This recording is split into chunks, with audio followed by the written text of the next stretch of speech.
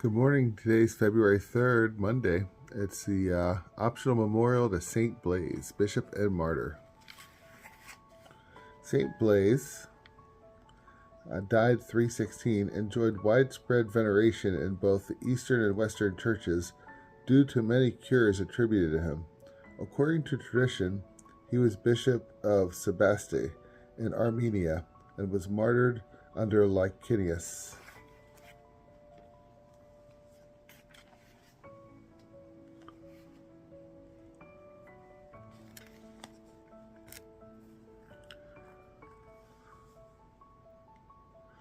The first reading is St. Paul's letter to the Hebrews, chapter 11, verse 32 to 40.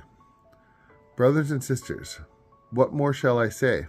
I have not time to tell of Gideon, Barak, Samson, Jephthah, and of David, and Samuel, and the prophets, who by faith conquered kingdoms, did what was righteous, obtained the promises, they closed the mouths of lions, put out raging fires, escaped the devouring sword.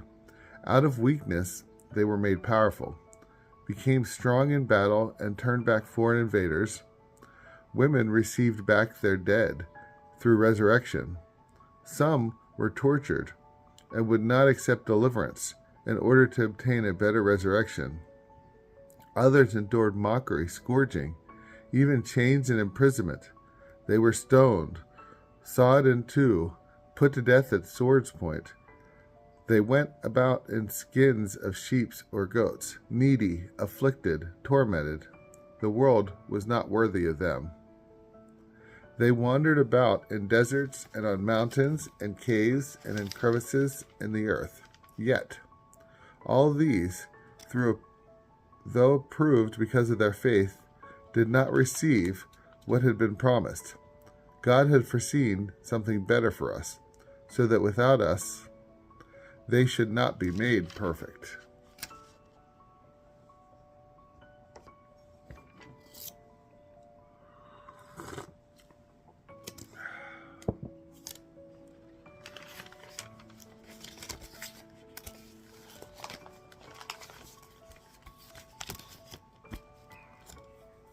The responsorial psalm, Psalm 31. Let your hearts take comfort, all who hope in the Lord. How great is the goodness, O Lord, which you have in store for those who fear you, and which, toward those who take refuge in you, you show in the sight of the children of men. You hide them in the shelter of your presence. From the plottings of men, you screen them within your abode from the strife of tongues. Blessed be the Lord, whose wondrous mercy he has shown me in a fortified city. Once I said, in my anguish, I am cut off from your sight. Yet you heard the sound of my pleading, when I cried out to you. Love the Lord, all you, his faithful ones. The Lord keeps those who are constant, but more than requires those who act proudly. Requites.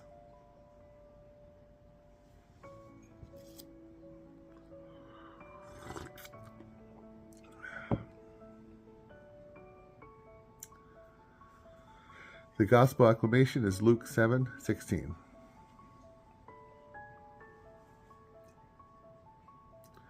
A great prophet has arisen in our midst, and God has visited his people. The Gospel reading is Mark 5:1-20.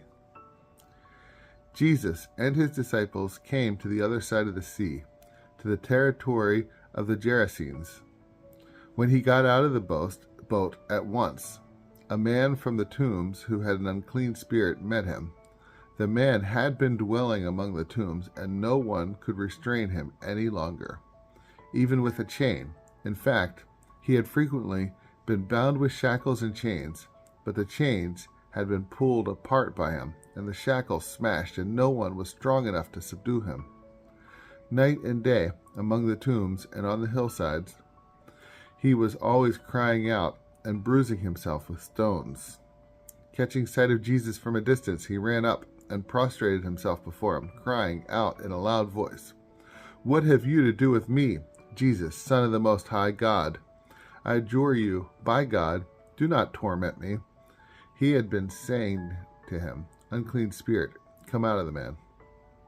He asked him, "What is your name?" He replied, "Legion is my name. There are many of us."